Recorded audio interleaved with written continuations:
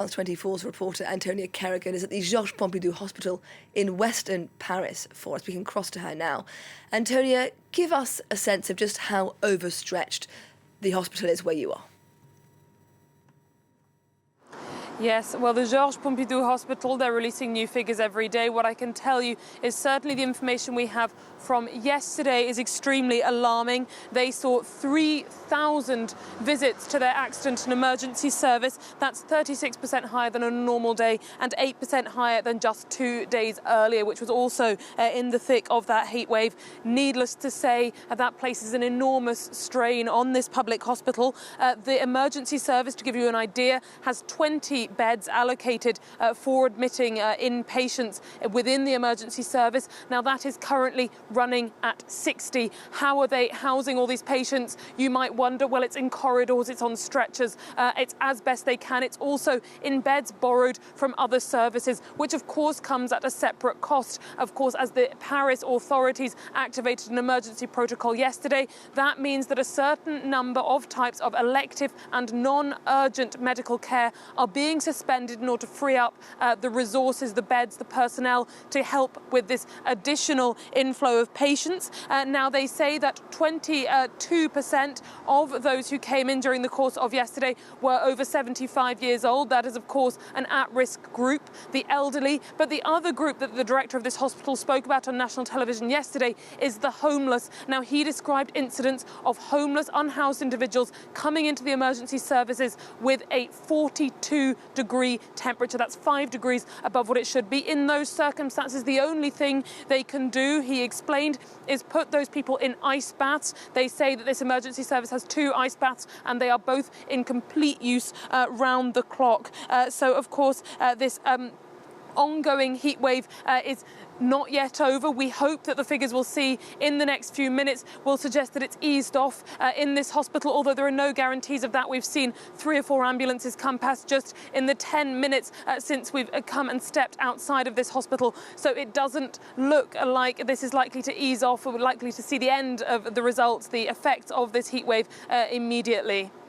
Increasingly over the past few days, we've been comparing the current heat wave with the infamous heat wave of 2003 here in France. Do we have any idea of how this heat wave compares to that one in terms of casualties?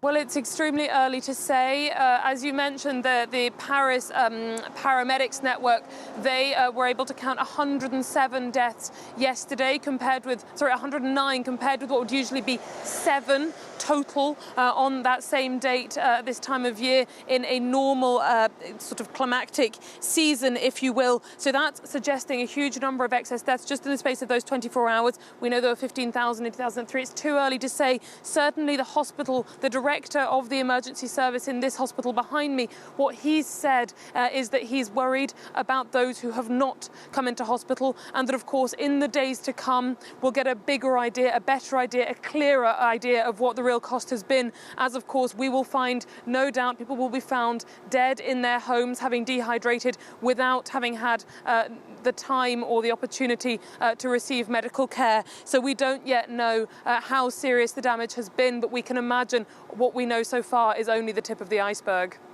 And you, of course, Antonia, are standing outside in the street right now outside the hospital. Can you give us a sense of how it feels where you are right now? We're on day 10 of these extraordinarily high temperatures. Just give our viewers a sense of what Parisians have been dealing with for the past 10 days.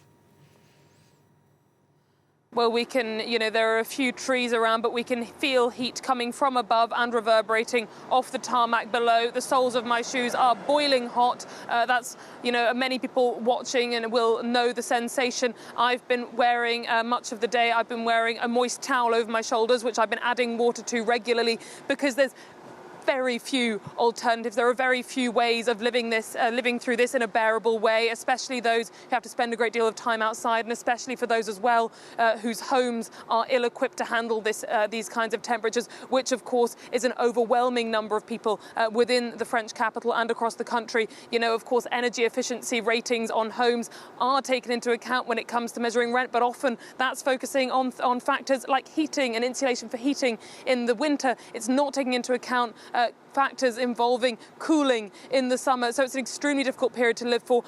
For me, outside right now, I'm extremely hot, it's extremely unpleasant, but of course that's just the tip of the iceberg. Once again, there are people who can't find any kind of comfort in their homes, who don't have anywhere they can go to where they can feel comfortable and safe and get through this period.